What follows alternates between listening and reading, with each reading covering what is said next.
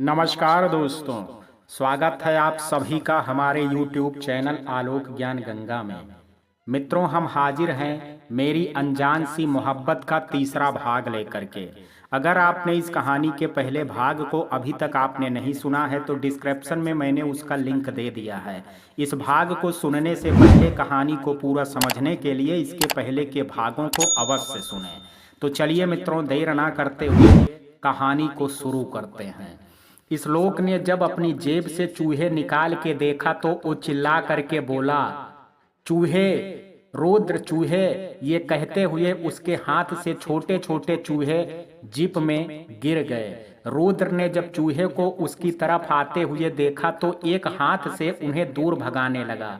साहिल अपने बैग से उन्हें हटा रहा था। तभी श्लोक के दूसरे जेब से भी चूहे निकल करके बाहर आने लगे। ये देख करके श्लोक ने कहा, यार गाड़ी रोक, ये देख करके रुद्र ने साइड में गाड़ी रोकी तो बाकी गाड़ियां भी रुक गए। रुद्र ने जीप से निकलते हुए कहा, साले तूने क्यों चूहे बेचने शुरू कर दिए? इतने सारे चूहे आए कहाँ से? कोट उतार पहले। ये बोल करके वो श्लोक के पास आया और उसकी कोट उतार करके दूर फेंक दिया। साहिल ने चूहों को अपने पास से हटाते हुए कहा, चाचू बाहर निकालो मुझे। ये क्या ले करके आ गए हैं आप? कोई जेब में चूहे भर के रखता है क्या? बेटा ये बात तो अपने श्लोक चाचा से ही पूछें आप, ना जाने इतने चूहे कहाँ से ले आए इनके पास। ये कहते हुए उसने साहिल को जीप से बाहर निकाला और सड़क पर खड़ा किया। उसने ड्राइवर से जीप को लाने को कहा और खुद उस गाड़ी में सबके साथ बैठ करके घर के लिए निकल गया। रास्ते भर श्लोक ये सोचता रहा कि ये चूहे आए कहाँ से। वो लोग घर पहुंचे और अपने कमरे में चले गए। श्लोक जब कमरे में आया तो उसने अपने टाई उतार करके बिस्तर पर रख दिया। तभी उसका फोन बजा। उसने देखा कोई अननोन नंबर है। उसने उठाते हुए कहा, हेलो कौन? दूसरी तरफ से रागिनी ने कहा, कैसा लगा मेरा तोहफा? अच्छे लगे ना? छोटे छोटे चूहे और चाहिए तो बताना, मैं और भेज दूंगी। श्लोक उसकी आवाज सुन करके गुस्से में बोला, अच्छा तो ये तुमने किया है? अरे मुझे तो तभी समझ आना चाहिए था जब तुमने इतने प्यार से मुझे कोट लेने को कहा था। रागिनी इस बार देखना मैं क्या करता हूँ। अच्छा रस्सी जल गई पर बल नहीं गया। एक बार मुंह की खा चुके हो पर अभी भी मुझसे पंगा लेना है। बेटा अगली बार एनाकोंडा तुम पर छोड़ दूंगी और वो तुम्हें खाएगा नहीं, निगल जाएगा और डकार भी नहीं लेगा।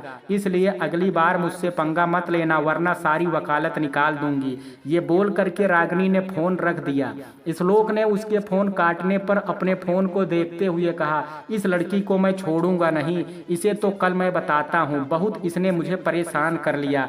ये बोल करके उसने बिस्तर पर रखा और चेंज करने चला गया। जब वो चेंज करके आया और शीशे के सामने खड़े होकर के साहिल की बात याद करने लगा तो उसे याद आया कि उसने नंदनी का नाम कहाँ सुना था। वो सीधा रुद्र के कमरे में गया और उससे बोला, रुद्र याद है साहिल ने बताया था कि नंदनी का पूरा नाम राजनंदनी है, तो इसमें क्या है? अब क्या उसका नाम भी ना हो? ये कहते हुए वो बिस्तर पर बैठ गया। श्लोक उसके सामने बैठते हुए कहा, अरे नहीं यार, मेरा वो कहने का मतलब नहीं था। रुद्र ने उसे देखते हुए कहा, तो क्या मतलब था आपका वकील साहब? आपको नंदनी का नाम पसंद नहीं आया क्या? ये बोल वो हंसने लगा। श्लोक ने उसे सीरियसली लेते हुए कहा, तू मेरी बात सुनेगा? आज जब मैं नंदनी जी के घर आ रहा था तो एक दुकान पर पानी की बोतल और चॉकलेट का बॉक्स लेने उतरा था। वहीं कुछ लोग दो तस्वीर लेकर के आए थे। उन्होंने उस तस्वीर को निकाल के दुकान वाले को दिखाया और उनसे पूछा, मैंने तस्वीर तो ठीक से नहीं देखा था पर नाम उन्होंने राजनंदनी ही लिया था, इतना मुझे याद है। ये सुन करके रुद्र भी थोड़ा सीरियस हो गया। उसने उसे देखते हुए कहा, क्या बोला? उन्हें कोई खोज रहा था? मुझे लगा था कि कुछ है, क्योंकि जैसी ये लड़कियां दिखती हैं वैसी हैं नहीं। सोचो नंदनी दिखने में इतनी सीधी और सॉफ्ट गर्ल लगती है और तुमने बताया कि उसने एक ही सूट में गाड़ी को उड़ा दिया था।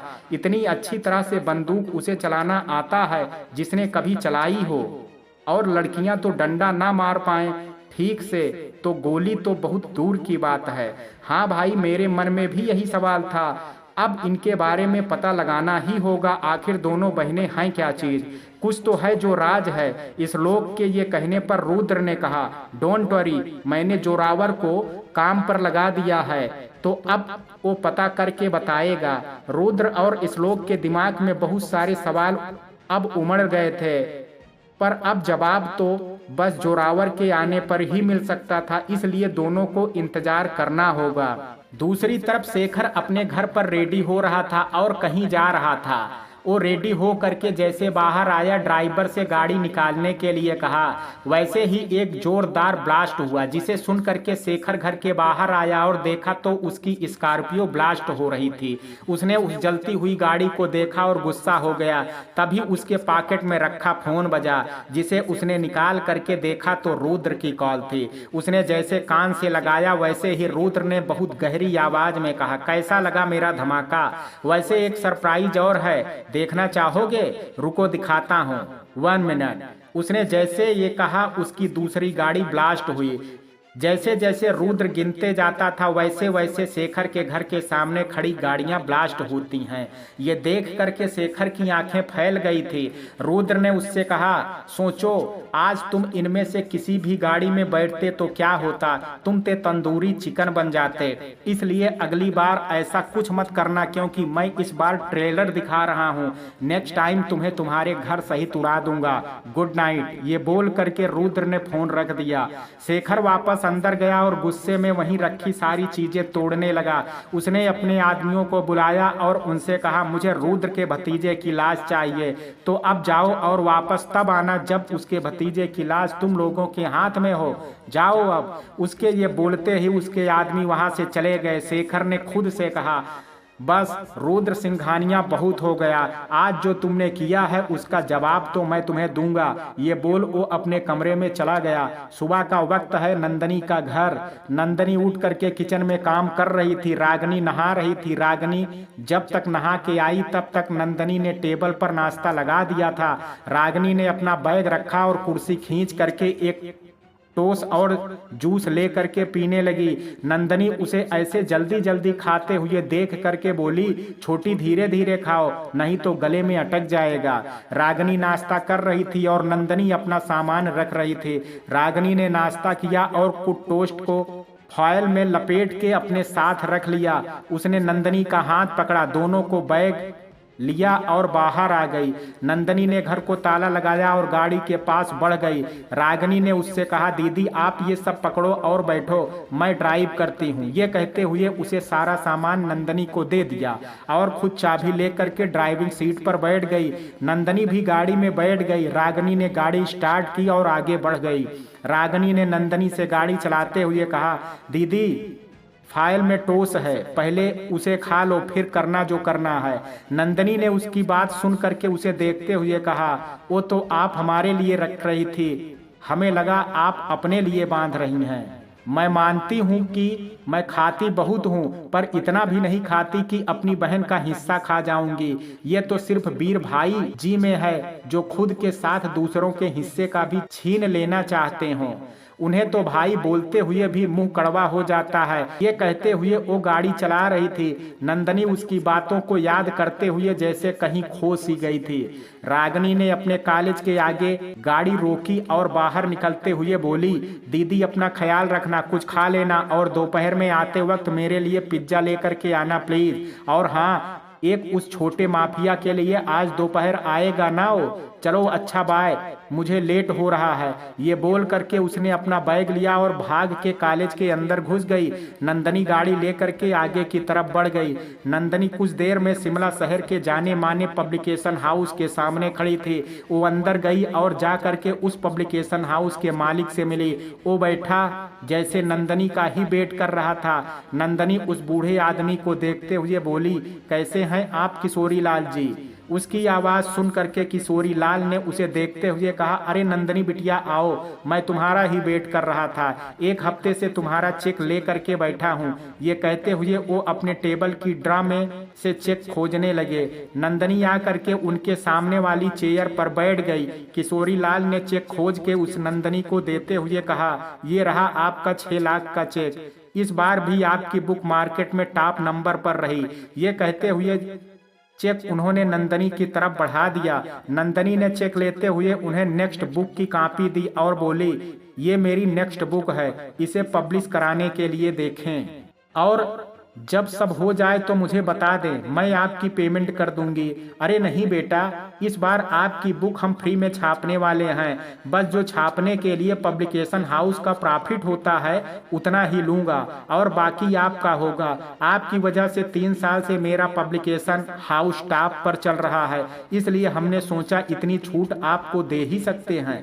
ये कहते हुए उन्होंने नंदनी की तरफ देखा। नंदनी ने मुस्कुरा के उन्हें देखा और फिर कुछ देर बात कर वहां से निकल गई। नंदनी जब पब्लिकेशन हाउस के बाहर आई तो उसने देखा कुछ दूर कुछ लोग उसे देख रहे हैं। ये समझ गई कि कुछ तो है। वो गई और अपनी गाड़ी में बैठ गई। उसने साइड मिरर से उन सबको देखा तो वो सब भी गाड़ी में बैठ गए थे। नंदनी ने अपनी गाड़ी को स्टार्ट किया और आगे बढ़ गई। वो लोग भी उसके पीछे आ रहे थे। वो किसी से नंदनी के बारे में फोन पर बता रहे थे। नंदनी उन्हें ऑब्जर्व कर रही थी। उसने अपनी गाड़ी को शिमला की ऐसी रोड पर घुमाया कि उनका ध्यान अच्छे से भटका और नंदनी उनका ध्यान भटका के वहां से कॉलेज के लिए निकल गई, रागनी को लेने के लिए, क्योंकि उन सब से जान छुड़ाते हुए उसे वक्त लग गया था। उसने श्लोक को भी वहां आने को कहा था। नंदनी जब कॉलेज पहुंची तो उसने देखा कि रागनी खड़ी उसका ही वेट कर रही थी। उसने उसके पास आते हुए कहा, रागनी सॉरी लेट हो गया। वैसे श्लोक जी आए क्या? नहीं, मैं तो कब से खड़ी हूँ, वो अभी तक नहीं आए। रागनी ये बोल ही रही थी कि तभी नंदनी का फोन बजा। उसने फोन उठा के देखा तो श्लोक का ही कॉल था। उसने कॉल रिसीव करके उससे कहा, कहाँ हैं आप? श्लोक जी, मैं रागनी के कॉलेज आ गई हूँ। उधर से श्लोक ने कहा, सॉरी, मैं और रुद्र दोनों ही एक मीटिंग में हैं। आप जाकर के साहिल को स्कूल से ले लें, हम दोनों शाम को आकर के झील के पास से उसे ले लेंगे। उसके ये बोलने पर नंदनी ने कहा, ठीक है, मैं ले लेती हूँ, आप 5 बजे से पहले आ जाना। ये बोल करके उसने फोन रखा और साहिल के स्कूल की तरफ चल दी। साहिल का स्कूल रागनी के कॉलेज से कुछ दूरी पर था, इसलिए दोनों जल्दी पहुंच गए। साहिल अपने गार्ड्स के साथ खड़ा श्लोक का ही वेट कर रहा था। नंदनी ने उसके पास जाते हुए कहा, साहिल बेटा। उसे देख करके साहिल उसके पास भाग के आया। नंदनी ने उसे गोद में उठा लिया। रागनी वहीं बगल में बने एक शॉप में से कुछ खाने के लिए लेने चली गई। नंदनी ने साहिल को देख करके कहा, चलें, आज आप शाम तक हमारे साथ रहेंगे। ये बोल करके वो उसे ले करके गाड़ी के पास आ गई। रागनी तब तक खाने के लिए बहुत कुछ ले आई थी। उसने साहिल को देख करके कहा, और छोटे माफिया कैसे हो, भूख लगी है? ये कहते हुए उसने सारा सामान बैक सीट पर रखा। साहिल ने कहा, हाँ बहुत। उसके ये बोलते ही रागनी ने एक बर्गर निकाल के उसके हाथ में दे दिया। साहिल ने उसे लेते हुए कहा, थैंक यू। ये बोल वो खाने लगा। नंदनी ने उसे रागनी को दिया और खुद ड्राइव करने बैठ गई। रागनी ने अपने लिए भी एक बर्गर लिया था। वो साहिल को लेकर के सामने वाली सीट पर बैठ गई। नंदनी ने गाड़ी गांव की तरफ मोड़ दी। साहिल बैठा रागनी और नंदनी को अपने स्कूल की बातें बता रहा था। रागनी भी बहुत मन से कहते हुए सुन रही थी। कुछ देर में वो दोनों साहिल को लेकर के पहाड़ी गांव में पहुंच गए थे। साहिल पहली बार इधर आया था। उसे वो जगह देख करके बहुत अच्छा लगा। नंदनी लड़कियों को पढ़ाने लगी और साहिल रागनी के साथ था। इधर वो लोग नंदनी को खोज रहे थे पर वो उसे मिली ही नहीं थी। उन आदमियों में से जो सरदार था उसने कहा, कहाँ गई वो? अभी तो देखा था। क्या जवाब देंगे साहब को कि हम उन्हें पाके भी खो दिए? आखिरी बार कहाँ देखा था उन्हें? उसने अपने उस आदमी से पूछा जिसे नंदनी ने चकमा दिया था। उसने उसे देखते हुए कहा, जी शिमला के पुराने चर्च के पास। ओ चलो वहीं से खोजते हैं। ये बोल करके वो बैठ गया जीप में। शाम का वक्त है, झील का किनारा। नंदनी का ये लड़कियों के डांस सिखाने का वक्त था। वो सबको ले करके झील के पास आ गई। रागनी और साहिल वहीं खेल रहे थे। सारी लड़कियां आकर के अपने घुंघरू पहनने लगी। साहिल भी उन्हें देख रहा था। नंदनी ने भी अपने पैरों में घुंघरू पहना और नीला से तबले पर थाप देने को कहा। सारी लड़कियां आकर के नंदनी के पीछे खड़ी हो गई। आज भी वो उन सबको सेम गाने पर मगर अलग स्टेप सिखा रही थी। रागिनी और साहिल बैठ करके देख रहे थे। तभी वहां रुद्र और श्लोक भी आ गए। रुद्र ने नंदनी को डांस करते हुए देखा और वहीं रुक गया। श्लोक तो रागिनी को खा जाने वाली नजरों से देख रहा था। रागिनी उसे देख करके एक बड़ी सी स्माइल दे रही थी। श्लोक ने मुंह फेर लिया। साहिल दौड़ करके रुद्र के पास चला गया। नंदनी ने जब आखिरी स्टेप पर अपने पैर रोके तो उसकी नजर सामने खड़े रुद्र पर गई, जो उसे पलक झपकाए बिना बस देखे जा रहा था। नंदनी ने अपनी साड़ी ठीक की। रुद्र को आभास हुए शायद नंदनी उसके ऐसे देखने से घबरा गई है। उसने अपनी नजरें फेर ली। नंदनी ने सब लड़कियों को भेज दिया। वो शाल ओढ़ते हुए श्लोक के पास आई और उससे बोली, आप तो वक्त के बहुत पक्के हैं, चलो मेरी क्लास भी खत्म हो गई। श्लोक ने उससे कहा, पर आप तो बोलती हैं कि आप किसी के लिए काम नहीं करती हैं, तो ये मैं पैसे के लिए या किसी के कहने पर नहीं करती हूँ। इन्हें पढ़ाना मेरी खुशी है, बस ये समझ लें आप। ये कहते हुए उसने साहिल का बैग उसे समा दिया। तभी वहां एक आदमी गाड़ी लेकर के आया। वो एक हट्टा कट्टा आदमी था। रुद्र ने उसे देख करके कहा, रुको जोरावर, मैं आता हूं तुम्हारे पास। रुद्र ये बोल करके श्लोक को साहिल को देखने के लिए बोल करके उसके पास चला गया। रुद्र उधर गया कि तभी वहां एक गाड़ी और आई, जिसे देख करके नंदनी और रागिनी घबरा गई। उसमें से सूट पहन करके एक आदमी निकला जिसकी उम्र 45 साल की होगी। जब वो बाहर आकर के खड़ा हुआ तो रागिनी उन्हें देख करके स्माइल दिया। रुद्र की नजर उस आदमी पर थी जो इस वक्त नंदनी और रागिनी को देख रहा था। वैसे देख तो श्लोक भी रहा था। नंदनी और रागिनी दोनों उसके पास गए और झुक के उनके पैर छुए और नंदनी ने उससे पूछा, प्रणाम काका जी, आप यहाँ? सब ठीक है ना? चाची जी ठीक है ना? ये कहते हुए वो उन्हें देख रही थी। इधर जोरावर रुद्र को नंदनी के बारे में बता रहा था। काका ने नंदनी को जैसे कुछ कहने के लिए मुंह खोला, वैसे ही उन पर फायरिंग हुई और उनके बाजू पर गोली लग गई थी। रुद्र और श्लोक ने ये देखा तो अपने आदमियों को अलर्ट होने को कहा। नंदनी और रागिनी ने काका जी को संभाला। नंदनी ने सर उठा के पीछे देखा तो वहीं लोग थे 3 गाड़ियों में जो उसे खोज रहे थे। ये देख करके नंदनी ने रागिनी से कहा, छोटी, आप काका जी को गाड़ी में बैठाओ, मैं इनसे बात करती हूँ। ये बोल करके वो उनके सामने खड़ी हो गई। रुद्र ये सब देख करके समझ नहीं पा रहा था। जोरावर ने अपने आदमियों से रुद्र को प्रोटेक्ट करने को कहा था। रुद्र ने नंदनी से पूछा, नंदनी जी ये सब कौन है और ये हो क्या रहा है? उसके पूछने पर उस आदमी ने कहा, वो छोरे, राजकुमारी जी से क्या पूछते हैं आप? हम आपको बताते हैं कि हम कौन हैं। हम हैं इन दोनों राजकुमारियों की मौत, जिसे भेजा है वीर सिंह ठाकुर ने। उसके ये बोलते ही श्लोक और रुद्र ने एक दूसरे को देखा। नंदनी ने उनके सामने खड़े होते हुए कहा, भूल जाएं आप शेर सिंह की कि आप हमें मार पाएंगे या मेरी बहन को। शायद आप भूल रहे हैं, इससे पहले हमने आपके महल में खून का तांडव किया है। मत मजबूर करो हमें ऐसा कुछ करने के लिए। वापस शांति से यहाँ से चले जाओ और अपनी जिंदगी को जियो। शेर सिंह ने जीप से नीचे उतरते हुए कहा, अरे राजकुमारी, हम उस वक्त थे नहीं, इसलिए आप वो सब कर गुजरी, पर अब हम हैं, इसलिए भूल जाएं। हाँ, हमें पता है हमारे महल में गुंडों को रखने का रिवाज हमारे जाने के बाद ही शुरू हुआ, वरना वहां पर काका जी जैसे वफादार रखे जाते हैं, ना कि तुम जैसे डकैत और गुंडे। ये तो वीर के राज में ही हो सकता है। ये कहते हुए वो उसे देखे जा रही थी। शेर सिंह ने अपने सारे आदमियों को इशारा किया कि जा करके नंदनी को घेर लें। उसके इशारे पर सबने नंदनी को घेर लिया।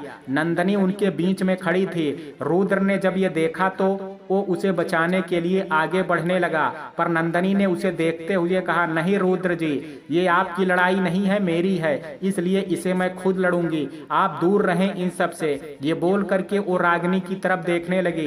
रागिनी समझ गई थी नंदनी के इशारे को।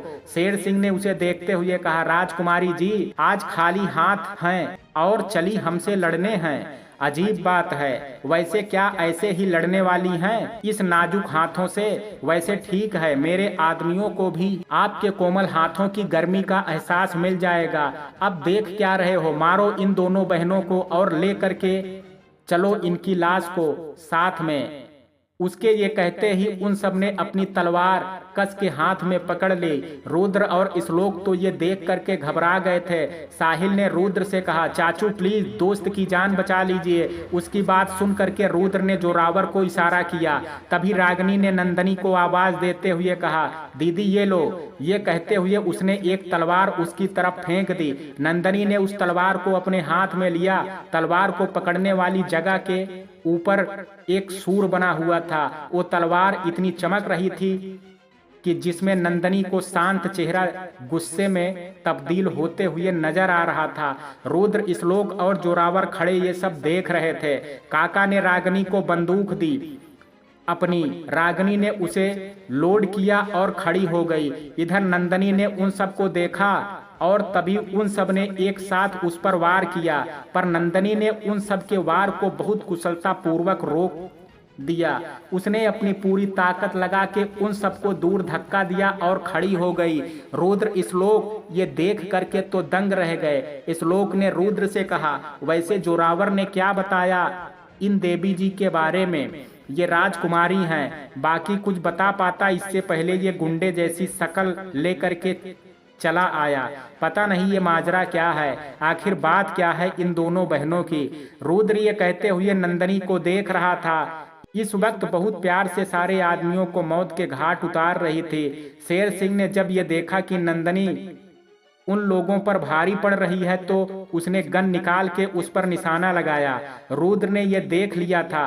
तभी गोली चलने की आवाज आई और रागिनी ने तेज से चिल्लाया, दीदी। शेर सिंह ने जब नंदनी पर गोली चलाई तो वो जा करके नंदनी के बाजू पर लगी। वो देख करके रुद्र को गुस्सा आ गया और उसने अपनी गन निकाल के शेर सिंह पर चला दी। रागिनी ये देख करके नंदनी के पास भागी। नंदनी को जख्मी देख करके शेर सिंह के आदमी उस पर वार करने लगे, पर श्लोक ने आ करके उन सबको रोकते हुए नंदनी की मदद की। ये देख करके रागिनी ने गन से उन सबको शूट करना शुरू किया और कुछ देर के अंदर सारे आदमी मारे गए थे। रुद्र ने शेर सिंह को पकड़ लिया था। जोरावर उस पर अपने आदमियों के साथ गन ताने खड़ा था। रागिनी ने आकर के नंदनी को संभाला और तलवार उससे लेकर के उसे एक बड़े से पत्थर पर बैठा दिया। उसने तलवार जा करके कार में रखी और जल्दी से अपना स्कार्फ ले करके आई। उसने नंदनी के घाव पर झील के ठंडे पानी को डाला और उस पर स्कार्फ बांध दिया। रुद्र ने उसके पास आकर के कहा, नंदनी जी आप ठीक हैं ना? नंदनी ने उसे देख करके सर हाँ में हिला दिया। वो उठी और रागिनी से अपनी तलवार लाने को कहा। रागिनी गई और तलवार लेकर के आई। नंदनी ने तलवार ली और शेर सिंह के सामने खड़ी होते हुए बोली, शेर सिंह, मारने तो तुम हम बहनों को आए, पर देखो इस वक्त तुम खुद यहाँ कैद हो, पर हम तुम्हें मारेंगे नहीं, क्योंकि तुम जा करके वीर सिंह से कहो कि मेरा पीछा करना छोड़ दे। हम उनकी बातों को कभी नहीं मानने वाले, और उनसे बोल दो कि जो उन्होंने हमसे छीना है उसका बदला अभी हमने लिया नहीं है, इसलिए हमें मजबूर ना करें कि हम इस बार अपनी तलवार को रोक ना सकें। उस बार हमने उन्हें चाची जी के लिए माफ किया था, पर इस बार नहीं कर पाएंगे। अच्छा होगा वो शांति से उस महल में रहें और आलीशान जिंदगी को जिएं, और यहाँ हमें हमारी जिंदगी जीने दें। अब जाएं यहाँ से। ये कहते हुए उसने जोरावर को उसे छोड़ने के लिए कहा। जोरावर ने उसके बगल में लगा खंजर निकाल के उसे गाड़ी में बैठने का इशारा किया। शेर सिंह गुस्से वाली नजर ले करके घूरते हुए नंदनी और रागिनी को गाड़ी में बैठ गया।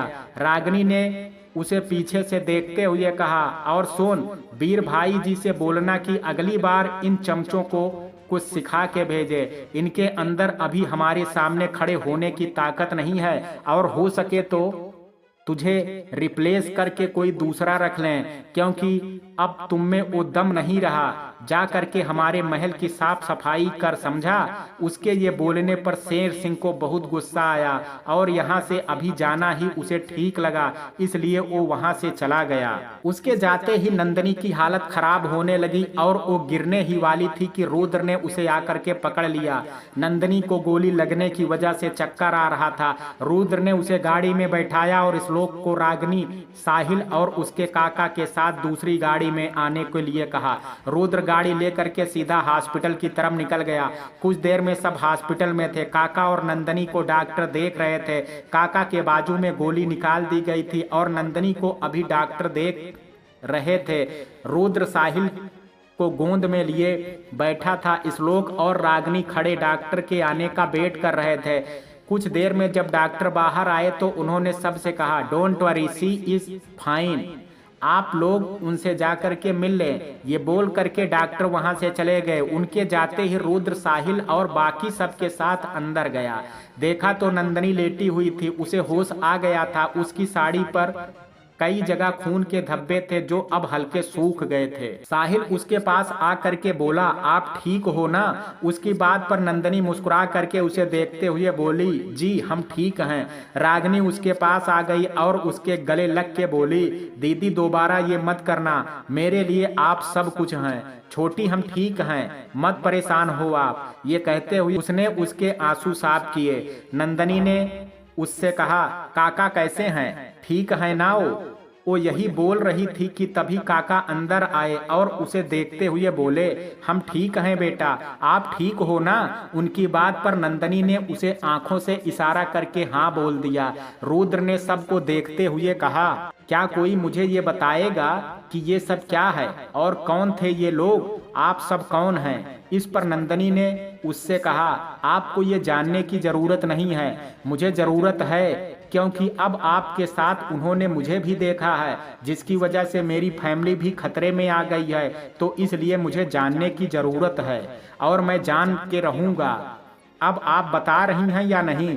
रुद्र के ये बोलने पर रागिनी ने कहा, रुद्र जी मैं बताती हूँ आपको, आप सब ने हमारी मदद की, इसके बदले में सच तो आपको बता ही सकते हैं। मैं और दीदी इंदौर के राजा विक्रम सिंह सिसोदिया की बेटी राजनंदिनी सिंह सिसोदिया और रागिनी सिंह सिसोदिया हैं। ये सुनते ही रुद्र श्लोक उन्हें देखने लगे। रागिनी ने उन्हें देख करके आगे बताना शुरू किया। फ्लैशबैक में 7 साल पहले इंदौर रियासत, अप्रैल 29 तारीख, विक्रम सिंह सिसोदिया का आज जन्मदिन था। सारा महल उनके जन्मदिन की तैयारी करने में लगा था। उनके छोटे भाई जयचंद्र सिंह सिसोदिया जी सारे काम को खुद देख रहे थे। विक्रम जी की पत्नी का नाम गायत्री देवी था और इनकी 2 बेटियां थी। बड़ी बेटी राजनंदिनी थी, जिसने इसी साल ग्रेजुएशन कंप्लीट किया था और अब अपने पोस्ट ग्रेजुएशन के लिए दिल्ली विश्वविद्यालय में दाखिले के लिए तैयारी कर रही थी। वो अपने घर की पहली बेटी थी जो इंदौर से बाहर जाकर के पढ़ना चाह रही थी और इसके लिए उन्होंने अपने पापा यानी विक्रम जी को मना लिया था। उनकी छोटी बेटी रागिनी अभी 12th क्लास में थी और इंदौर के सबसे महंगे स्कूल में पढ़ते थे। बहुत शरारती और चुलबुली थी वो। उसकी शरारत से सारा महल गूंज उठता था। चंद्र जी के 3 बच्चे थे, 1 लड़की और 2 लड़के। लड़की महल में सबसे बड़ी थी, जिनका नाम कालिंदी था। वो नंदनी और रागिनी से भी बड़ी थी और इसलिए वो सबकी लाडली भी थी। पर कालिंदी बहुत ही शांत और सीधी लड़की थी। विक्रम का बड़ा बेटा था वीर, जो कि मिजाज से ही बहुत अक्कड़ था। उसके लिए रुतबा पैसे बहुत मायने रखते थे। और लास्ट में था शिवाय, जो कि लंदन में पढ़ाई पूरी कर रहा था वकालत की। शिवाय के लिए फैमिली उनको खुशियां बहुत मायने रखती थी। नंदनी और शिवाय में उम्र का फर्क था, पर दोनों में दोस्त जैसा रिश्ता था। लेकिन वीर में ऐसा कुछ नहीं था। उसने MBA करके अपने पिता का बिजनेस संभाल लिया था और वो नंदनी और रागिनी से चिढ़ता बहुत था। उसकी संगत भी गलत लोगों से थी, जिसके लिए विक्रम जी ने उसे बहुत बार सजा भी दी थी, पर उसे फर्क नहीं पड़ता था। जयचंद्र की पत्नी का नाम सुलोचना था, जो बहुत ही अच्छे स्वभाव की औरत थी। उन्होंने कभी भी अपने बच्चों या नंदनी रागिनी में कोई अंतर नहीं किया। वो सारे बच्चों को एक जैसा प्यार करती थी। उनके लिए सब एक जैसे थे, पर वीर से हमेशा खफा रहती थी। कालिंदी अपने कॉलेज पढ़ाने गई थी और नंदनी बैठी गिफ्ट रैप कर रही थी। तभी रागिनी गुस्से में भुनभुनाते हुए अंदर आई और उससे बोली, दीदी मैं बता रही हूँ, यहाँ के नौकर किसी काम के नहीं हैं, एक चीज ठीक ढंग से नहीं करते हैं। ये कहते हुए वो आ करके बिस्तर पर बैठ गई। नंदनी ने उसे गुस्से में देखा तो उससे बोली, क्या हो गया छोटी, क्यों आप इतना गुस्से में हो? रागिनी ने कहा, मैंने इनसे कहा था 3 फ्लोर वाला रेड वेलवेट केक बनाना, शुगर फ्री, लेकिन इन लोगों को आता ही नहीं है। ना जाने कौन सा केक बना दिया इन लोगों ने। नंदनी ने गिफ्ट अलमारी में रखते हुए कहा, अच्छा चलो आओ हम देखते हैं। ये कहते हुए उसने उसका हाथ पकड़ा और ले जाने लगी। रागिनी उसके साथ किचन में चली आई। नंदनी ने जब जा करके किचन में देखा तो वहां जले हुए ब्रेड के पीसेस पड़े हुए थे। उसने नौकरों से कहा, आप सब ये सारी चीजें हटा दें और मुझे सारा सामान ला करके यहाँ दें, मैं बना रही हूँ केक। ये बोल करके उसने अपने बालों को समेट के जूड़ा बनाया, अप्रेन पहना और केक बनाने लगी। रागिनी वहां बैठ करके सेब खा रही थी। 2 घंटे में नंदनी ने 3 फ्लोर का वेलवेट केक बना दिया और उसमें डिजाइन भी कर दिया था। उसने रागिनी को दिखाते हुए कहा, लो बन गया आपका केक, चलो अब इसे ठीक से रख दो, शाम को इसे पापा के पास ले जाएंगे। ये बोल ही रही थी कि तभी कालिंदी उन दोनों के खोजते हुए वहां आ गई। उसने अंदर आते हुए कहा, आप दोनों यहाँ क्या कर रही हैं? तभी उसकी नजर केक पर गई। उसने उसे देख करके कहा, अरे वह इतना प्यारा केक है, ये जरूर हमारी नंदू ने बनाया होगा। ये कहते हुए उसने नंदनी की तरफ देखा। नंदनी ने अप्रेन उतार के रखते हुए कहा, जी बिल्कुल ठीक समझा आपने, वैसे आप जल्दी आ गई आज। कालिंदी ने उन दोनों के साथ किचन से बाहर निकलते हुए कहा, हाँ आज बड़े पापा का जन्मदिन था और हमारे लेक्चर भी खत्म हो गए थे, इसलिए चले आए। ये कहते हुए वो कमरे में आई और रागिनी से दरवाजा बंद करने को कहा। रागिनी दरवाजा बंद करो और चलो आओ, कुछ लाए हैं आपके लिए। रागिनी ने उसके कहने पर जल्दी से गेट बंद किया और आ करके उन लोगों के साथ बिस्तर पर बैठ गई। कालिंदी ने पिज्जा के 2 बॉक्स निकाल करके ऊपर रखा तो रागिनी ने चिल्ला के कहा, अरे वाह दीदी, सच में आप जान जाती हो कि मुझे क्या चाहिए होता है। ये कहते हुए उसने दोनों बॉक्स खोल के उस पर सॉस गिराना शुरू किया। कालिंदी और नंदनी उसे देख करके मुस्कुरा रही थी। तीनों ने एक एक पीस जैसे उठाया वैसे ही दरवाजे पर किसी ने दस्तक दिया और तीनों एक दूसरे को देखने लगी। कालिंदी, नंदनी और रागिनी तीनों ने जैसे पिज्जा के पीस उठाए वैसे ही कमरे के दरवाजे पर दस्तक हुई। ये सुन करके तीनों हैरान हो गए। रागिनी ने कहा, ये जरूर माँ होंगी, लगता है आज फिर कालिंदी दीदी आप डांट खिलवा के रहेंगी। अरे किसने कहा था इतने बड़े बड़े डब्बे लाने को, ये देखो जरा, अब सब हम पर डाल दिया आपने। कालिंदी और रागिनी की बात सुन करके नंदनी ने कहा, अरे आप दोनों बाद में बहस कर लेना, पर अभी ये सब हटाओ और छुपाओ ये सब। रागिनी, इसे अलमारी में डालो और दीदी हम दरवाजा खोलते हैं और आप चद्दर साफ करो। सबने जल्दी से अपना काम किया और नंदनी ने जा करके दरवाजा खोल दिया। सामने गायत्री देवी जी खड़ी थी और उनके पीछे ही सुलोचना जी भी थी। उन्हें देख करके नंदनी ने दांत दिखाते हुए कहा, माँ, चाची जी आप दोनों यहाँ, क्या हुआ, कोई काम था? गायत्री देवी ने उसे हटा के अंदर आते हुए कहा, आप तीनों बताएं क्या चल रहा था वैसे, और ये दरवाजा बंद करके क्या हो रहा था? उनके पीछे सुलोचना भी अंदर आ गई। कालिंदी ने उन्हें देख करके कहा, अरे बड़ी माँ, हम तो बैठ के रात के लिए बातें कर रहे थे कि केक रेडी हो गया है और क्या करें बड़े पापा के जन्मदिन के लिए। आप बताएं, आपको कुछ काम था?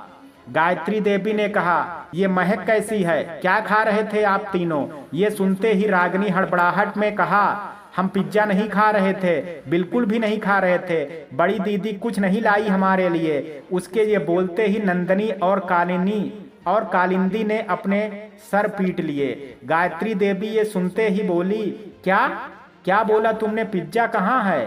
कालिंदी ने कहा, अरे बड़ी माँ, ये तो पागल है, ऐसे ही बोलती रहती है, कुछ नहीं लाए हम, कुछ भी नहीं। गायत्री देवी ने तीनों की तरफ देखा और कहा, पर हमें कहीं से खुशबू आ रही है और ये खुशबू पिज्जा की है, कौन लाया है पिज्जा? नंदनी ने कहा, अरे माँ, आप भी कहाँ पिज्जा की बात कर रही हैं, बाहर का पिज्जा खाए हमें सालों बीत गए हैं। गायत्री देवी ने उसकी बात सुन करके मुंह बना के कहा, अभी पिछले महीने की 20 तारीख को आप तीनों ने पिज्जा पार्टी की थी और वो भी छुप के, जिससे आप सब पकड़े भी गए थे, याद आया बेटा, या और याद दिलाऊं? ये सुनते तीनों एक दूसरे को देखने लगे। गायत्री देवी ने रागिनी को देखा जो अलमारी के पास खड़ी थी उसे देख करके उन्होंने कहा, ये वहाँ क्यों खड़ी है? रागिनी हटते हुए बोली, मैं कहाँ वहाँ खड़ी हूँ। वैसे माँ आप यहाँ क्यों आई हैं? कोई काम था क्या? हाँ, वो आज शाम के लिए आप सबके कपड़े लेकर के आए हैं। जया अंदर ले जाओ सब कुछ। गायत्री देवी के ये कहते ही एक लड़की कुछ औरतों के साथ अंदर आई। उन लोगों ने 3 थाल ला करके बिस्तर पर रख दिया और वहां से चली गई। गायत्री जी ने कहा, इसमें आज रात के लिए आप सबके कपड़े और गहने हैं, यही पहन करके आज आप सबको फंक्शन में आना है। और तुम रागिनी खबरदार, जो तुम वो बेढंगे से कपड़े पहन के आई, चुपचाप ये कपड़े पहन लेना और लड़की बन के आ जाना। ये बोल करके वो चली गई। सुलोचना भी उनके साथ चली गई। रागिनी ने जा करके दरवाजा बंद किया और अलमारी से पिज्जे के बॉक्स को निकाल करके कालिंदी और नंदनी को देते हुए बोली, थैंक गॉड माँ ने हमें इस बार नहीं पकड़ा, नहीं तो ना जाने इस बार क्या सजा देती। चलो अब खा लो। ये कहते हुए उसने जैसे एक बाइट खाई वैसे ही उनके पीछे से आवाज आई, कैसा है पिज्जा? रागिनी ने खाते हुए कहा, बहुत अच्छा है। पर तभी तीनों की आंखें बड़ी हो गई। तीनों ने मुड़ करके देखा तो गायत्री देवी और सुलोचना जी खड़ी थी। वो दोनों अंदर इसलिए आ गई थी क्योंकि रागिनी जल्दबाजी में सिर्फ दरवाजा बंद किया था पर उसे लॉक नहीं किया था। जब तीनों ने गायत्री जी को देखा तो वो उन दोनों को घूर के देख रही थी और सुलोचना जी मुस्कुरा रही थी। गायत्री जी ने उससे कहा, ये कहाँ से आया? रागिनी ने खाते हुए कहा, ये तो बड़ी दीदी लेकर के आई, मैंने तो मना किया था इनसे कि मत खाओ। माँ ने मना किया है पर ये सुनती ही नहीं है, मुझे तो जरा भी नहीं पसंद बाहर की चीजें। ये सुनते कालिंदी ने कहा, रागिनी की बच्ची रूप बताते हैं आपको, जब नहीं पसंद है तो क्यों खाए जा रही है? बड़ी माँ मैं तो इन सब के लिए लाई थी। गायत्री जी ने आगे बढ़ करके 2 पीस लेते हुए कहा, शाम को जल्दी आ जाना आप तीनों नीचे, नहीं तो आज शाम को आप तीनों रात में सिर्फ डेजर्ट खाने को मिलेगा। Okay bye. लो सुलोचना चलो। ये कहते हुए वो पिज्जा खाते हुए बाहर चली गई दोनों।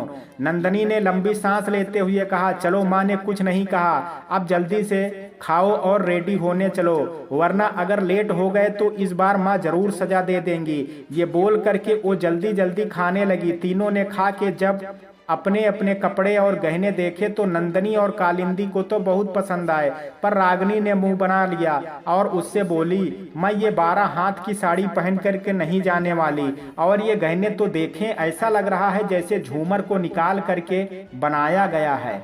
ना बाबा हम नहीं पहन सकते। तब तो तुम माँ से सजा पाने के लिए रेडी रहना, हम तो चले रेडी होने।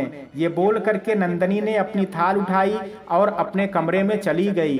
रागिनी ने उसे देख करके कहा, लो ये तो चली गई डरा के, अब क्या करूं? हद है, बड़ी दीदी हो करके कोई ऐसा डरता है क्या? मुझे तो साड़ी पहनने भी नहीं आती है। कालिंदी ने उससे कहा, डोंट वरी छोटी, हम है ना, हम आपको आज रेडी करेंगे, चलो आ जाओ। ये बोल करके उसने कुछ लड़कियों को बुलाया और उसने रागिनी के बाल ठीक करने को कहा। सब लग गए रागिनी को रेडी करने में। रात का वक्त महल के अंदर काफी अच्छी सजावट थी। धीमा म्यूजिक बज रहा था। वेटर गेस्ट को ड्रिंक सर्व कर रहे थे। नंदनी रेडी हो गई थी। उसने स्काई ब्लू कलर की सिल्क की साड़ी पहनी थी और गले में कुंदन का हार था और जूड़ा बना रखा था। बहुत प्यारी लग रही थी वो। नंदनी रेडी हो करके जब कालिंदी के कमरे में पहुंची तो उसने देखा कालिंदी भी रेडी हो चुकी थी। उसने गुलाबी सिल्क की साड़ी पहनी थी और कुंदन का बड़ा सा हार, कंगन। उसने जब रागिनी को देखा तो उसने भी साड़ी पहन रखी थी। बहुत प्यारी लग रही थी तीनों ही। नंदनी रागिनी को देख करके बोली, क्या बात है, आज हमारी छोटी सी गुड़िया कैसे हो गई? रागिनी ने मुंह बना करके कहा, देखा मुझे पता था दीदी मेरा मजाक जरूर उड़ाएंगी, मुझे नहीं पहनना ये सब। अरे बहुत प्यारी लग रही हो आप छोटी, लाएं मैं आपको नजर का टीका लगा दूं, नहीं तो कहीं किसी राजकुमार ने हमारी छोटी सी राजकुमारी को देख करके नजर लगा दिया तो। ये कहते हुए नंदनी ने उसके कान के पीछे काजल का टीका लगा दिया। कालिंदी ने कहा, अच्छा चलो अब, नहीं तो बड़ी माँ यहाँ आ जाएंगी। वो तीनों रूम से बाहर निकली तो किसी ने उन्हें पीछे से आवाज देते हुए कहा, अरे ये राजकुमारियों की टोली कहाँ चली, भाई को भी देख लो। उन तीनों ने आवाज पर पीछे मुड़ करके देखा तो वीर खड़ा था। कालिंदी ने उसे देखते हुए कहा, हम भाई को देखें तब ना जब वो दिखाई दे, आप तो पता नहीं कहाँ रहते हैं, आज सुबह से आप दिखाई ही नहीं दिए। वीर उनके पास जाते हुए बोला, बस दोस्तों के साथ कहीं गया था और ऑफिस का काम था कुछ। वैसे आज ये हमारी जंगली बिल्ली कैसे खरगोश में तब्दील हो गई, किसने इसे रेडी कर दिया है। रागिनी ने कहा, मैं चाहे जैसे रेडी हुई हूँ वीर भाई, पर हम अपने अंदर की जंगली बिल्ली को कहीं जाने नहीं देते हैं। हाँ वो तो दिख रहा है, चलो अब बड़ी माँ वेट कर रही होंगी। ये बोल करके वो उन सब के साथ नीचे हाल की तरफ चल दी। वो चारों जब वहां आए तो वहां पर जयचंद्र और सुलोचना पहले से ही थे। गायत्री जी और विक्रम जी भी अभी आए नहीं थे। सुलोचना ने चारों को देख करके जयचंद्र से कहा, काश शिवाय भी यहाँ होता तो कितना अच्छा होता। कोई बात नहीं जी, अगली बार वो यहीं रहेगा तो आपकी ये शिकायत भी खत्म हो जाएगी। जयचंद्र ने बोला ही था कि तभी रागिनी ने आकर के कहा, क्या हुआ, कहीं आप दोनों चुपके चुपके कहीं घूमने जाने का प्लान तो नहीं बना रहे हैं? क्या पता क्वालिटी टाइम बिताना है आप दोनों को, तो सोचे यही मौका निकाल लेते हैं। उसकी इस बात पर सुलोचना ने उसके सर पर हाथ मारते हुए कहा, ये छोरी तो बस उल्टा ही सोचती है, ना जाने कब बड़ी होगी। वो लोग बातें कर ही रहे थे कि तभी विक्रम जी गायत्री देवी के साथ आते हुए दिखे। वो दोनों जैसे आए वैसे ही तीनों राजकुमारी वहां से चली गई। विक्रम जी जब आ करके खड़े हुए गायत्री देवी के साथ तो सब ने तालियां बजा दी। तभी कालिंदी और नंदनी ट्रॉली पर केक लेकर के आ रहे थे और रागिनी अपने हैंडीकेम को हाथ में लिए शूट कर रही थी। रागिनी ने म्यूजिक वाले को हैप्पी बर्थडे का म्यूजिक बजाने के लिए कहा तो उन्होंने बजा दिया। सबकी नजर जब नंदनी और कालिंदी पर गई तो सब तालियां बजाने लगे और उन दोनों ने केक ला करके विक्रम जी और गायत्री जी के सामने रख दिया। नंदनी ने विक्रम जी को देख करके कहा, हैप्पी बर्थडे पापा, ये हम तीनों की तरफ से आपके लिए है। विक्रम जी ने तीनों को सीने से लगाते हुए कहा, थैंक्स मेरी प्यारी राजकुमारियों, वैसे ये वेलवेट केक हमें बहुत पसंद है और आज तो आपकी माँ हमें मीठा खाने से मना भी नहीं करेंगी क्योंकि आज हमारा जन्मदिन है, वरना तो रोज अपनी आंखें दिखा देती हैं। उन्होंने जैसे ये कहा वैसे ही गायत्री जी ने उन्हें कोहनी मार दी, जिसे देख करके तीनों हंसने लगे। नंदनी विक्रम जी को देख करके बोली, ये शुगर फ्री है, आप आराम से खा सकते हैं, आज माँ आपको नहीं डांटने वाली हैं। ये बोल करके वो दूर हो गई और कालिंदी ने उसे आर्टिफिशियल नाइफ दे दिया। विक्रम जी ने गायत्री जी का हाथ पकड़ करके उसे भी अपने साथ केक काटने को कहा। दोनों ने मिल करके जैसे ही केक कट किया वैसे उनके सर के ऊपर लगा बड़ा सा बैलून फूट गया और सारे फ्लावर्स उन पर गिरने लगे। विक्रम जी ने सबसे पहले केक गायत्री जी को खिलाया और उसके बाद सबको, पर जब वीर को खिलाने की बारी आई तो तभी किसी ने तेज आवाज में कहा, राजा विक्रम सिंह सिसोदिया जी, मुझे इंसाफ चाहिए। सबने उस आवाज पर नजर उठा के देखा तो वहां एक लड़की खड़ी थी एक बूढ़े आदमी के साथ। विक्रम जी जैसे वीर को केक खिलाने के लिए आगे बढ़े वैसे ही एक लड़की ने आकर के उन्हें रोक दिया और इंसाफ की मांग की। ये देख करके वहां खड़े सभी बातें करने लगे। वीर उस लड़की को देख करके गुस्से में आ गया। विक्रम जी ने केक का टुकड़ा नीचे रखा और उसकी तरफ मुड़ करके बोले, क्या हुआ आपके साथ? और रामदीन, आप इस तरह से इस वक्त यहाँ अपनी बेटी के साथ क्यों आए हैं, हमें बात बताई जाए। उस लड़की ने हाथ जोड़ करके राजा साहब से कहा, राजा साहब हमें माफ कर दें, इस वक्त आपकी खुशियों को भंग करने चले आए पर हम मजबूर हैं। ये मेरे पिता हैं, इन्हें आप जानते ही हैं, 22 साल से ये आपकी फैक्ट्री में काम कर रहे हैं। इनके साथ मेरी माँ भी काम करती हैं। आज वो आईसीयू में हैं क्योंकि उन्हें बहुत बुरी तरह मारा गया है। मैं यहाँ पैसों के लिए नहीं आई हूँ, मैं बस उस इंसान को सजा दिलवाने आई हूँ जिसने उन्हें मारा है और उनकी हालत ऐसी कर दी है। राजा साहब ने उसे देखते हुए कहा, कौन है वो इंसान, नाम बताओ आप हमें, हम इंसाफ जरूर करेंगे आपके साथ। लड़की ने वीर की तरफ देखते हुए गुस्से में कहा, साहब आप इंसाफ कर तो पाएंगे ना, कहीं आप बेगुनाह को सजा ना दे दें। इस पर राजा साहब ने कहा, आज तक इस महल में इंसाफ होता आया है और आज भी होगा। मुजरिम कोई भी हो, हम उसे सजा जरूर देंगे। बताओ आप। तो वो इंसान कोई और नहीं, वीर साहब हैं, जिन्होंने आज मेरी माँ को मारा और उसे फैक्ट्री में मरता हुआ छोड़ के चले गए। ये कहते हुए उसकी तरफ सब देखने लगे। वहां आए मेहमान आपस में बातें करने लगे। सुलोचना जी ने उस लड़की की तरफ देख करके कहा, बेटा आपको कोई गलतफहमी हुई होगी, मेरा वीर ऐसा नहीं कर सकता है। उस लड़की ने उन्हें वीर के हाथ से गिरे ब्रेसलेट दिखाते हुए कहा, ये रहा सबूत, और बाकी फैक्ट्री वाले तो बोलेंगे नहीं, क्योंकि वीर साहब राजघराने से ताल्लुक रखते हैं और इनके जुल्म से लोग डरते हैं, इसलिए मुझे अकेले आना पड़ा। पर मुझे पता था आप सब मानेंगे नहीं, इसलिए इनका ब्रेसलेट जो मेरी माँ को मारते हुए गिर गया था वो मैं अपने साथ ले आई हूँ। उसने ये कहते हुए वीर के नाम का सोने का ब्रेसलेट सबको दिखाते हुए कहा। सुलोचना जी ने आगे बढ़ के उस ब्रेसलेट को देखा तो वो वही ब्रेसलेट था जो उसने वीर को उसके जन्मदिन पर तोहफे के तौर पर दिया था। विक्रम जी ने सुलोचना जी से पूछा, सुलोचना क्या ये वीर का ब्रेसलेट है? जी बड़े भाई साहब, ये वीर का ही ब्रेसलेट है। उसके ये कहते ही विक्रम जी की नजर वीर पर चली गई। उन्होंने उसे देखते हुए कहा, इस मामले में आप क्या कहना चाहते हैं वीर? वीर ने कहा, ये साफ झूठ बोल रही है। अरे मेरा ब्रेसलेट कहीं गिर गया होगा और इसने उठा लिया होगा, और अब जब इसकी माँ को किसी और ने मारा होगा तो आ गई होगी पैसे ऐंठने। आप इन छोटे लोगों को जानते नहीं हैं बड़े पापा। उसके इतना कहते ही उस लड़की ने गुस्से में आकर के कहा, वीर साहब ये आप में होगा, हम गरीब जरूर हैं पर इतने भी नहीं कि किसी के सामने हाथ फैलाएं।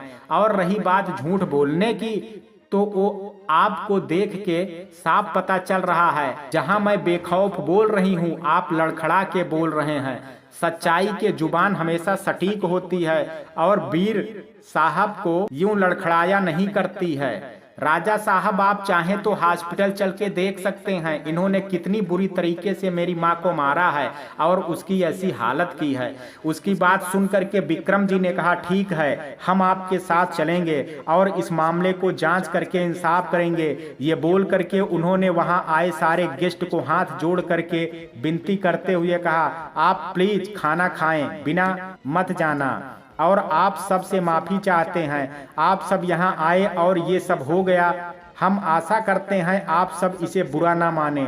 ये बोल करके वो जयचंद्र और गायत्री के साथ हॉस्पिटल के लिए निकल गया। उनके साथ वो लड़की भी गई थी।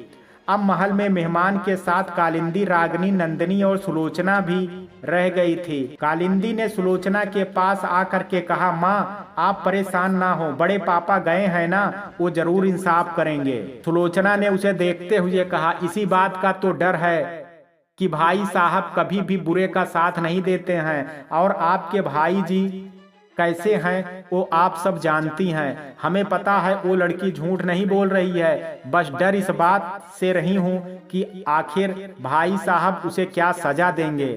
देखो माँ, अब ये तो वीर को सोचना चाहिए। हर बार बड़े पापा उसकी गलतियों को आपके और पापा की वजह से माफ कर देते हैं, पर इस बार उसने फिर गलती की है और वो भी बड़ी। हम इसमें कुछ नहीं कर सकते हैं इस बार, इसलिए आप खुद को तकलीफ ना दें। चलें, गेस्ट को हमें ही देखना है, चलो चलें। ये कहते हुए वो उसके आंसू साफ करते हुए गेस्ट के पास ले आई।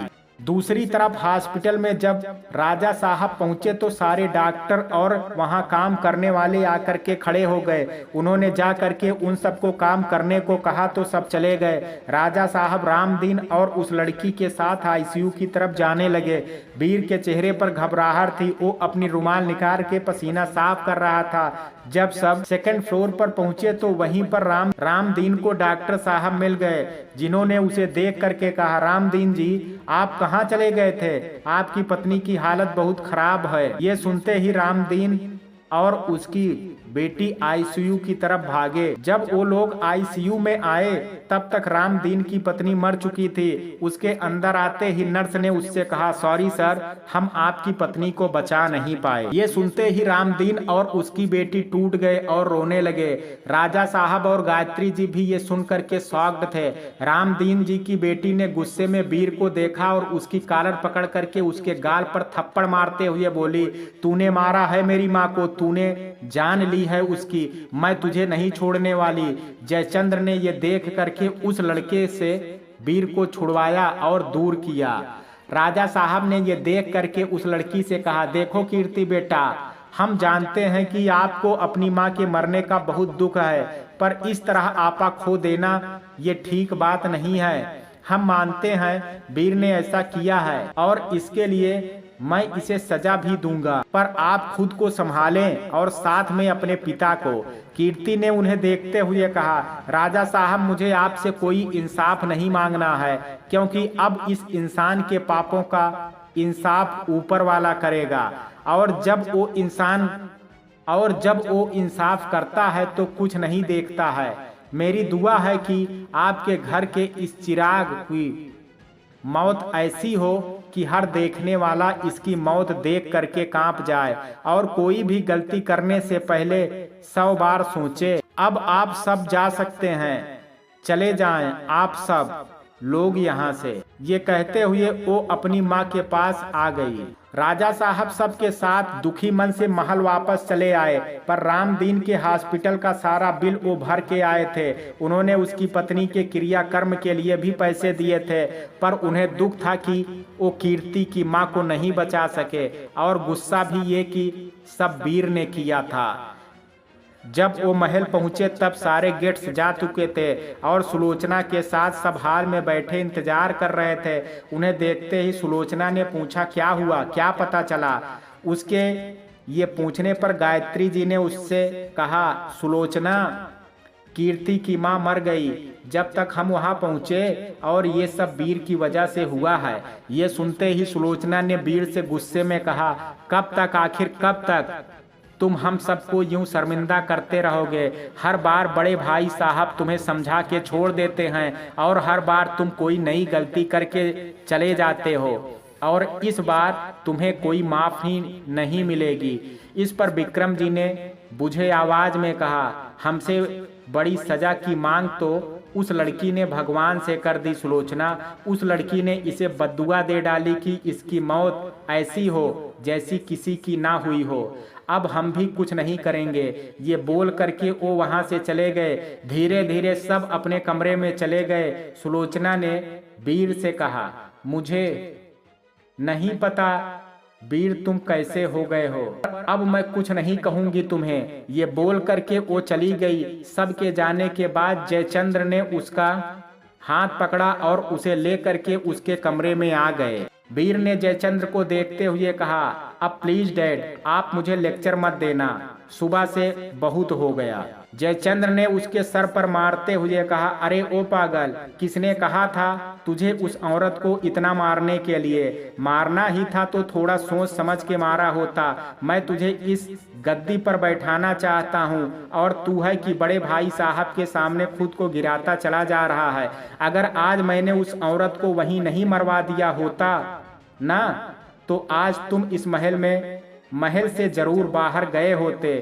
प्लीज बेटा, ऐसा कुछ भी करने से पहले सोच लिया करो और मुझे बता दिया करो, ताकि मैं मामले को महल के बाहर तक रखूं, यहाँ तक ना आने दूं। वीर ने उससे कहा, ओके डैड, अगली बार से ऐसा नहीं होगा, और होगा तो मैं बता दूंगा। और आप ये मत भूलें कि हमारे यहाँ पर बड़े को गद्दी मिलती है तो मुझसे बड़ी नंदनी दीदी और कालिंदी दीदी हैं। मत भूलें कि ये गद्दी उन दोनों की होगी, मेरी नहीं। इस पर जयचंद्र ने कहा, उसकी चिंता तुम मत करो, कालिंदी की शादी हो जाएगी और नंदनी की भी उसके बाद। कैसे भी करके मैं ये रियासत तुम्हारे नाम कर दूंगा और तुम इस गद्दी के हकदार बन जाओगे। पर पहले खुद को सुधारो, नहीं तो सच में तुम्हारे हाथों से ये गद्दी चली जाएगी। ओके डैड, मैं कोशिश करूंगा। ये बोल करके वीर बिस्तर पर लेट गया। चल सो जा, मैं जाऊं देखूं तेरी माँ को। वो भी गुस्से में गई है, ये बोल करके वो बाहर चला गया। सुबह का वक्त था। महल में आज संडे था तो सब घर पर थे और सुबह से नंदनी ने अपना लैपटॉप को लेकर के बैठी थी, क्योंकि आज एंट्रेंस एग्जाम की तारीख आने वाली थी और उसका एडमिट कार्ड भी। वो बहुत परेशान थी। तभी रागिनी उसके पास आई और उससे बोली, दीदी, कालिंदी दीदी कहाँ हैं? दिखाई नहीं दे रही हैं सुबह से। आज हम सब बाहर शॉपिंग के लिए जाने वाले थे, ना जाने कहाँ भाग गई हो। नंदनी ने तभी जोर से चिल्लाया, मेरे एग्जाम की डेट आ गई। मैं 6 मई को दिल्ली जा रही हूँ और देखना मेरा इसमें हो जाएगा और मैं वहीं पढ़ूंगी, मेरा सपना पूरा होगा। ये कहते हुए उसने रागिनी के सारे बाल बिगाड़ दिए, जिसे देख करके रागिनी ने कहा, दीदी ये क्या है? आपको पता है ना कैसे कितनी मुश्किल से अपने बाल संवारे थे, फिर भी आपने। नंदनी ने रागिनी का हाथ पकड़ करके उसे कालिंदी के कमरे में ले जाते हुए कहा, चल दीदी को बताते हैं। ये कहते हुए वो उस कालिंदी के कमरे में ले गई। जब वो कमरे में आई तो उसने देखा कालिंदी कोई किताब लिए बैठी थी और उसे देख करके हंस रही थी। नंदनी एकाएक अंदर आते हुए कहा, दीदी पता है आपको? उसके ऐसे अचानक से अंदर आने पर कालिंदी डर गई और किताब जल्दी से बंद करके उठने लगी तो किताब से कुछ निकल करके कारपेट पर गिर गया। रागिनी ने उस चीज को गिरते हुए देख लिया था। नंदनी तो खुशी से पागल हो रही थी तो उसका ध्यान नहीं गया। कालिंदी ने नंदनी से कहा, क्या हो गया? लगता है आपके एग्जाम की डेट आ गई है, तभी आप इतनी खुश हो रही हैं। हाँ दीदी, आप बिल्कुल ठीक कह रही हैं और हम 6 को दिल्ली जाएंगे, आप भी साथ चलना। नंदनी की बात पर कालिंदी ने कहा, बिल्कुल। वो दोनों बातें कर ही रही थी कि इतने में रागिनी ने कहा, ये फोटो क्या हमारे होने वाले जीजा जी की है? उसके ये कहते ही नंदनी और कालिंदी ने उसकी तरफ देखा। किसकी तस्वीर है ये जिसे रागिनी ले करके खड़ी है? कैसा होगा नंदनी का दिल्ली जाना? जानने के लिए सुनते रहिए मेरी अनजान सी मोहब्बत का चौथा भाग। तो मित्रों, कहानी के इस भाग में आज इतना ही। शेष कहानी कल सुनेंगे भाग 4 में। कहानी का ये भाग आपको कैसा लगा? आप अपनी राय मुझे कमेंट बॉक्स में जरूर दीजिएगा। वीडियो पसंद आया हो तो वीडियो को लाइक, शेयर, अगर चैनल पर पहली बार विजिट कर रहे हैं तो कृपया चैनल को सब्सक्राइब करना ना भूलें। कल मिलते हैं कहानी के शेष भाग के साथ। तब तक के लिए जय हिंद, जय भारत।